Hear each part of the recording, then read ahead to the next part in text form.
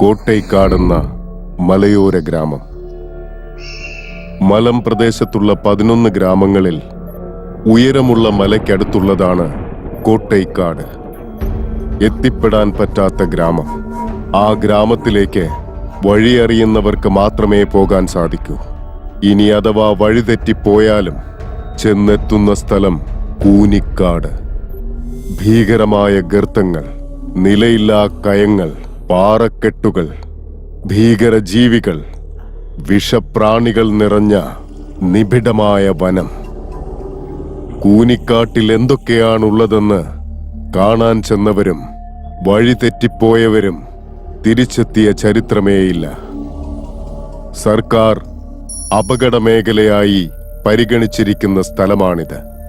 കോട്ടൈക്കാട് ഇതിന് സമീപമായതിനാൽ ഇതിനു ചുറ്റുമുള്ള ഗ്രാമങ്ങൾ പോലും കോട്ടൈക്കാടെന്ന് കേൾക്കുമ്പോൾ ആശങ്കയും ഭയവും മൂലം മുൻകരുതലോടെയാണ് ജീവിച്ചിരുന്നത്.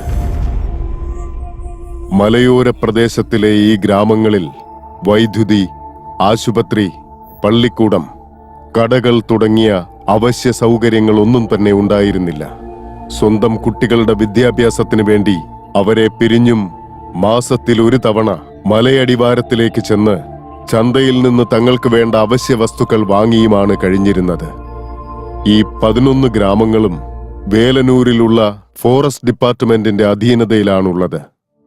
കാടുകളാലും മലകളാലും ചുറ്റപ്പെട്ട വേലനൂർ സമുദ്രനിരപ്പിൽ നിന്നും 3 മണിക്കൂർ യാത്ര ചെയ്ത് ചെന്നെത്തേണ്ട പ്രദേശമാണെങ്കിലും അത്യാവശ്യ സൗകര്യങ്ങളെല്ലാം തന്നെ ഉണ്ടായിരുന്നു. കോട്ടൈക്കാട് ഉൾപ്പെടെ 11 ഗ്രാമങ്ങളും തങ്ങൾക്ക് ആവശ്യമുള്ള വസ്തുക്കൾ വാങ്ങാൻ വേലനൂരിലേക്കാണ് വരേണ്ടിയിരുന്നത്. ചില ദിവസങ്ങൾക്ക് മുൻപ് കോട്ടൈക്കാടിൽ നടന്ന പൂർണി എന്ന കൗമാരക്കാരിയുടെ ക്രൂരമായ മരണത്താൽ ആ ഗ്രാമം മുഴുവനും പേടിച്ച് വിറച്ചാണ് കഴിഞ്ഞിരുന്നത്.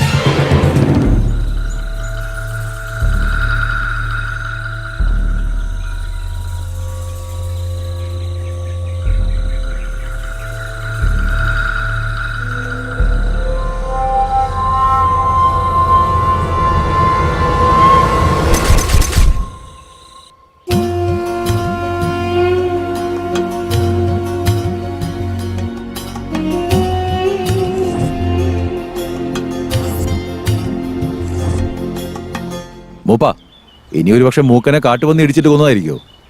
അതും അല്ലെങ്കിൽ നമ്മുടെ പൂർണിയുടെ ആത്മാവായിരിക്കോ? മൂപ്പ, ആലോചിച്ചു നോക്കേ, നമ്മുടെ നാട്ടിൽ പ്രായപൂർത്തിയായ 3 പെൺകുട്ടികളുണ്ടായിരുന്നു. എത്രയൊക്കെ കഷ്ടപ്പാടുണ്ടെങ്കിലും അവരെ പൊന്നുപോലെ നോക്കിയിട്ടുമുണ്ട്. പൂർണി എങ്ങനെ മരിച്ചതെന്ന് ആർക്കും അറിയില്ല. പിന്നെ ഒരുത്തി ഉള്ളതാണെങ്കിൽ ഭ്രാന്ത് പിടിച്ച പോലെയല്ലേ ഇരിക്കുന്നത്. മൂപ്പ, എനിക്ക് ആകെ ബാക്കിയുള്ളത് എന്റെ ഈ ഒരേ ഒരു മോള് മാത്രമാ. ഞങ്ങൾ എങ്ങനെയെങ്കിലും രക്ഷിക്കണം. മൂപ്പനെ കൊണ്ട് മാത്രമേ അതിന് സാധിക്കൂ. എന്തോ ദുശകനമാണ് കാണിക്കുന്നത്. എന്തായാലും പൂജയ്ക്കുള്ള ഒരുക്കങ്ങൾ നടത്താം. മൂക്കം മരിച്ച കാര്യം എത്രയും പെട്ടെന്ന് തന്നെ ഫോറസ്റ്റുകാരെ അറിയിക്കണം. അതെ, കോട്ടക്കാട് മലയിലുള്ള നമ്മുടെ മൂക്കൻ ചത്തന്ന് ഫോറസ്റ്റുകാരോടൊന്ന് പറഞ്ഞേക്ക്.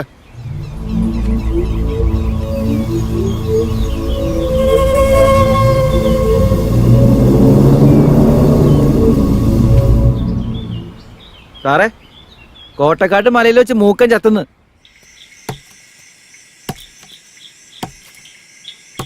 ഡേ, നീ ഇവിടെ എന്ത് ചെയ്യാടി? കാട്ടീന്ന് മരം വെട്ടിക്കൊണ്ടുപോയാ എന്താ ശിക്ഷ എന്നറിയില്ലേ നിനക്ക്? നിനക്കറിയോ അറിയില്ലേ? എന്നോട് ക്ഷമിക്കണം സാറേ. വെടക്കലടി, എന്നെ വിട് സാറേ. നീ ഇങ്ങ് വാ. അറിയില്ലല്ലേ? ഇതിനോക്കെ ആണെങ്കി വിറകെടുത്തിട്ട് പോയിക്കോ.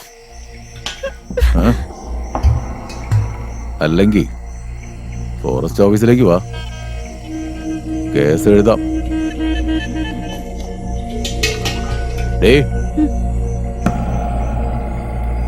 എന്നാ വരണ്ടെന്ന് പറയാം.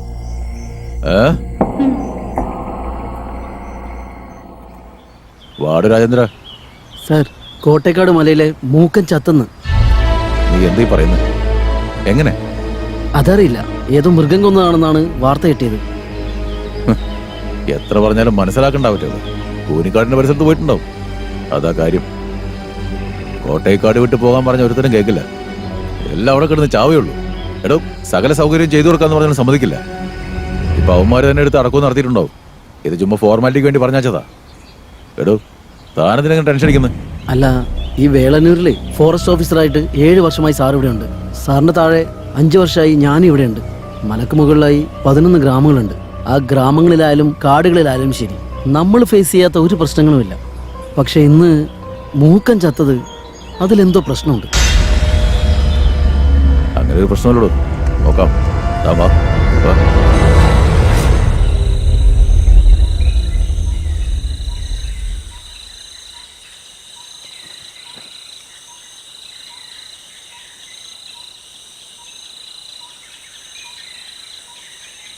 എടാ കറുപ്പാ, വാടാ.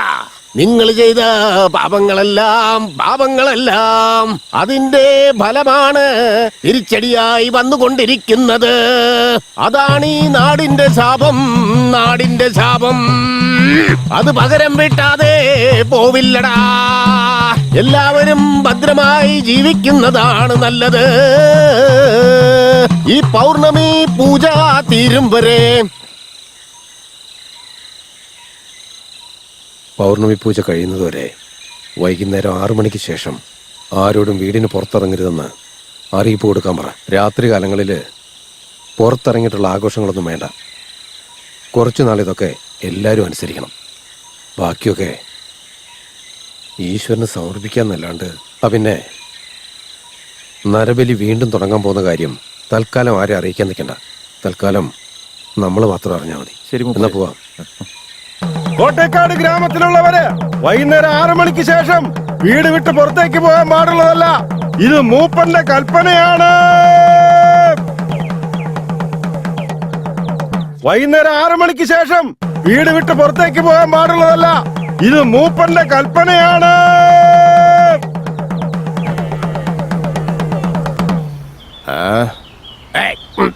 അവിടെ നിൽക്കടാ. എടാ പുള്ളികളെ, എന്റെ കൂടെ ഉണ്ടായിരുന്നവൻ ചത്തുപോയപ്പോ അത് ചോദിച്ചപ്പോ ഏതോ മൃഗം കടിച്ചതാണ്, പ്രേതം പിടിച്ചതാണെന്നൊക്കെ എന്നോട് കഥ ഇടിക്കല്ലേ. ഞാൻ രാത്രി മുഴുവൻ കറങ്ങി നടക്കാൻ പോവാ. അതേടാ, എന്നെ ഏത് പ്രേത പിശാച പിടിക്കുന്നെന്ന് കാണട്ടെ. വെറുതെ അഹങ്കാരം കാണിക്കണ്ട. അല്ലെങ്കിൽ നിന്നെ പോലെ കുറയണതിനെ കണ്ടോണ്ടാ. പോടാ പോടാ.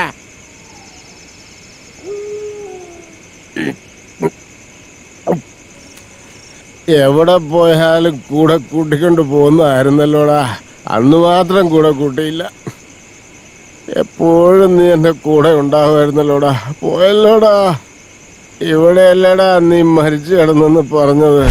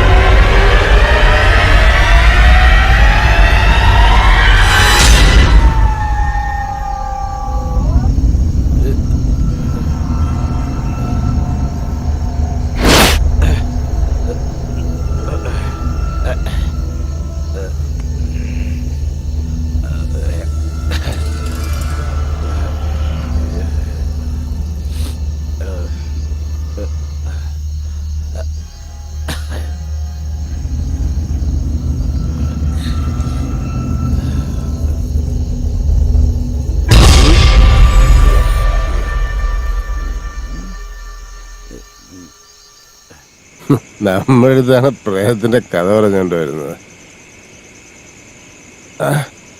സാധനം തീർന്നു പോയല്ലോ.